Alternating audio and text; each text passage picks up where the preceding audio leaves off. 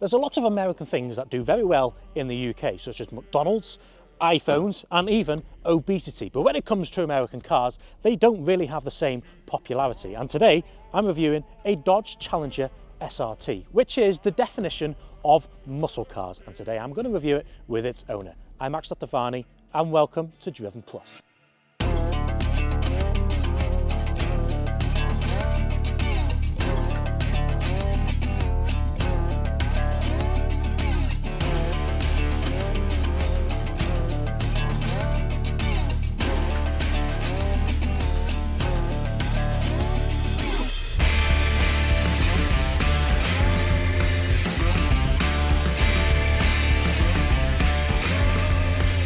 Meet Dan, and Dan is the owner of the 6.4 litre naturally aspirated Dodge Challenger SRT. Yeah. Or shall I call you Crazy Dan? I mean, to own one of these in the UK, you must drink fuel. Yeah, it does. Yeah, it's thirsty. And obviously, you know, fuel isn't cheap here in the UK. No. And it's cheaper in the US, hence why they're bigger displacement engines. But how are you enjoying it? Fantastic. I definitely wouldn't change it for the world. So, How long have you owned it? I've had it a year and a half, roughly. So, yeah. And what year is this? It's a 2016. Cool. And yeah, you can get these in the V6 and the 5.7 V8, but you decided, no, I'm going to go for the bigger one, Yes. 6.4 litre V8. Power output on this, Dan? It's roughly 495. And around 650 Yeah. newton meters of torque. Top speed, you know? I mean, it goes up to 180, plus, There you go. yeah, it'll probably do a bit more, I would have thought. Most probably. Now, this is the Hemi engine. Do you want to Yes. explain to us what Hemi means? So, Hemi is a term for the pistons, so they are hemispherical as opposed to round like a normal engine would be. And that apparently improves efficiency and breathe and flow. Yes. I won't say efficiency though, because Yeah, it does about 11 miles per gallon. So. there you go, there you go. Well, I'll tell you what, Dan, Dodge say this will do a 0 to 60 time of around 4.5 seconds. So should we find out? Definitely. Let's find out. Right, it's now time to launch the Dodge Challenger SRT from 0 to 60 with the help of the owner. Dan, on your screen now are the stats and figures on this car. This car does have launch control, doesn't it? Yes, it does. Whenever you're ready, mate.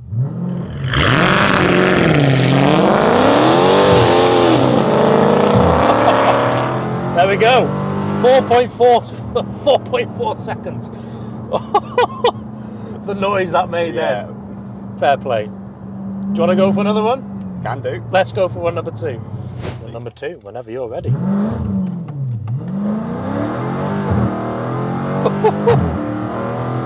Oh, 4.47.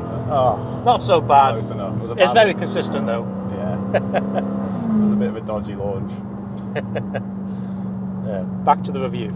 Onto the interior, and I tell you what, these seats are super comfortable. You could go for miles in this car, and the layout is nice. You've got that nice look over that massive bonnet going on there. You've got the gear stick, which is going back to the retro sign of that T-handle. Daniel, Yes. come and tell us, sir, what is optional extra in this car? So, literally everything. It's got every option apart from heads-up display and adaptive cruise control, which, to be honest, I wouldn't use either of those anyway.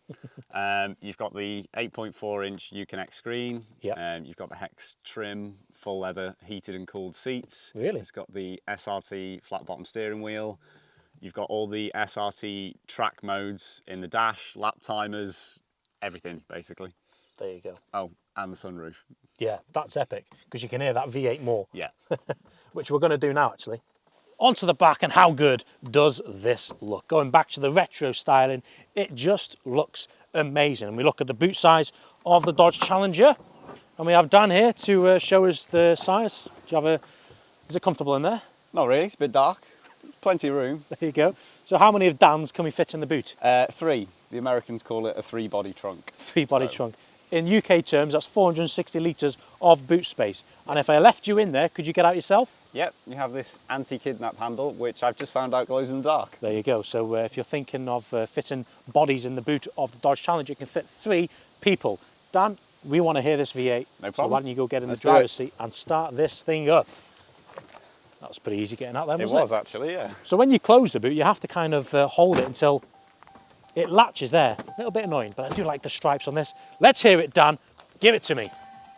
This is loud.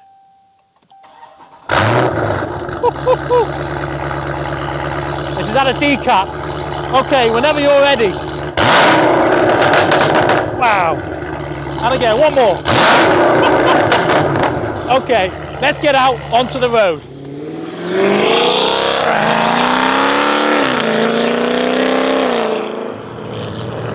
First impressions, mate, it's so comfortable, isn't it? Yeah, it's the seats are like armchairs, to be honest. You really do sink into it, and that view over the bonnet. Yeah, it's to be honest, when the first time I got in it and I sat in the driver's seat and I was like, I can't actually see the end of it. Parking it can be a bit of a problem sometimes, to be honest. I have to kind of hang my head out the window. So Dan, what made you get a Dodge Challenger? So I tend to go on holiday to America every year, and I've always seen the Dodges, Dodge Rams, Chargers, Challengers all the time, and I've always wanted one, to be honest. It's just such a unique, nice looking car, you know, and you can't beat the sound of a proper American V8. And I always said to myself one day I was going to get one, and I mean, thankfully I'm lucky enough to be in the position to now finally own one. No, they are amazing. So what's it like going through these corners here? So a lot of people say about American cars don't handle well. Yeah. And it's partially true, to be honest. You know, it's not quite got the same grip as like a BM or something like that. It does stick to the corners and you can drive it all right, but it's by no means planted, to be honest. Yeah. It's pretty heavy in the corners. It's more of a cruiser, really, isn't it? Oh yeah, definitely. Cross country, Route 66 type of vibe. Yeah, 100%. Yeah. So for people watching, Dan, who might be thinking, well, I'm in the UK, I'd love a Dodge Challenger. Yeah.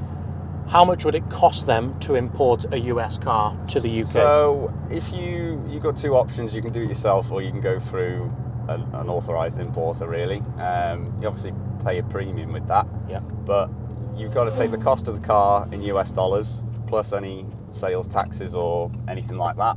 Okay. Then you're roughly adding £2,000 to £3,000 in shipping. Once you've sorted that out, obviously it's insurance on top of that to cover your shipping insurance. And once it lands in the UK, you've got to convert all that into pounds, and then the government will take 20% and 10%, so 30% in tax, basically, on Of the top value of the car. of top of all that value. Yeah. Wow. You've then got to pay to have the lights converted, so because obviously when they come from Shine on the other side. yeah, you know, and the rear indicators need to be fitted with ambers. That's going to cost you know, a couple of £100. You've then got to have an IVA test, MOT, DVLA paperwork. It does add up, to be honest. So you know your stuff. Yes, I looked into it a lot, so yeah. But at the end of the day, is it worth it? Yeah, absolutely. There you go. There's your answer. Yeah. The one thing we've got to say, Dan, is the reason I'm not driving is Yeah. probably another problem with imported cars is it's proven impossible for me to get insured to drive this car. Yeah. Insurance is an absolute minefield. You ask any of the owners, some of them get insured, some of them don't. A lot of the time they say to you, have you got any left-hand drive driving experience? And obviously, how are you meant to get that if they won't insure you? Yeah. So, how I actually got insured on this, I still don't know. And I pay a very, very good price. Go on. I pay £1,200 for the year. That's good. That's really good. And I'm 22. Well, I'm 24 and I pay more on my M4. Yeah. So again, I've no idea how. It's a second vehicle, it's limited mileage. There's a lot of variables. No, I'll be happy with that. Yeah.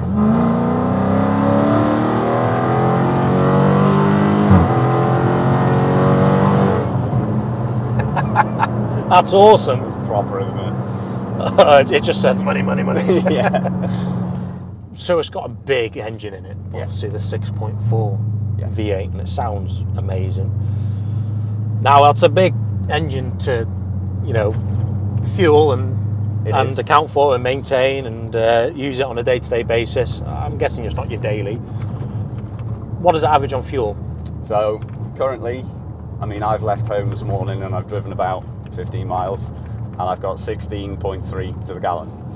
If I drive around town, I get about 11. So it's not good on fuel, but I didn't buy for economy, so. You didn't, and to be honest, that average MPG 16.4, where we met this morning, it's hilly, isn't it? So Yeah. you would have been going uphill. All the way, yeah. That's actually not that bad. It's not, to be honest. A lot of people think you get single figures and, you know, it's going to cost you a fortune to run, but if you drive it sensibly, it will do in the 20s, to be honest. Have you ever taken on a long run and then kind of just taken your time? And then... I have, yeah. I went to Anglesey, so, you know, it was about an hour and a half drive, and I was averaging 70 to 75 there and back, and I did get about 22 to 24. That's good. Yeah. Fair play. So obviously you like it very much. Yeah. It's a cool car to have in the UK. You get a lot of looks. Probably as much looks as you get driving around in a supercar, I'd say. Yeah. Because it's such a different car. What don't you like about it? I've got to admit, the size I find a bit of a problem sometimes. Okay. Getting anybody to look at it if something's wrong, people take one look at it and go, no, we're not looking at it, because they've never worked on one before. Parts availability, again, a lot of them cross-reference to the Chrysler 300C, which means you can pick up stuff off the shelf in Euro car parts. Really? So parts isn't too much of an issue, but the likes of small bits, so little plastic trims, things like that, you've always got to ship them from the States, and you end up paying more in shipping than you do for the actual item usually. I could imagine. Yeah. So is there actual places, you know, certified dealers where you can take this car and they'll look at it? Yeah, so any Jeep dealer will look at it. As I say, it's the same engine in the Grand Cherokee, so, you know, they will service it and work on it, and they can get parts easily. And again, if it needs a recall, you can take it to Jeep. There is authorised Dodge service centres in the UK. There's about 3 or 4, and they're dotted around. So there's always someone that will look at it, but it's whether you want to pay that little bit extra premium, because obviously it's such a unique car and parts are scarce, really. So what's it like living with a left-hand drive car in the UK? So I know the thought probably scares a lot of people, but it's actually really easy. As long as you hug the curb and hug the left, it is simple, to be honest. I can switch between 2 cars. Obviously I've got left-hand drive and a right-hand drive, no problem at all. It's easy. I have no issue with it at all. The only minor things are toll booths, Yeah. drive-throughs, and any car park with a barrier. It's kind of handy to have a passenger, really. That's true, yeah. You don't think of those little things, do you? No. And then it's really easy when you want to take this abroad to Europe or something. Yeah. That's it. Exactly. You're all good. Yeah. Now you can get these with a manual transmission, can't you? You can. They actually come as a manual as standard. Right. So the automatic is an optional extra. But, you know, Americans don't like driving manuals. So. No. Can't say manual, stick shift. Ah, yeah, stick shift, yeah. And so they come with the 8-speed transmission, as they like to call it, not a Yes. gearbox. Yeah. So how do you find the auto box? It's smooth, easy. It's faultless, to be honest. If I use the paddles, you know, it changes instantly. There's That's responsive. no delay at all. That's good. So let's feel the engine. That's awesome. That noise you'll never get bored of, will No, you? I never ever will.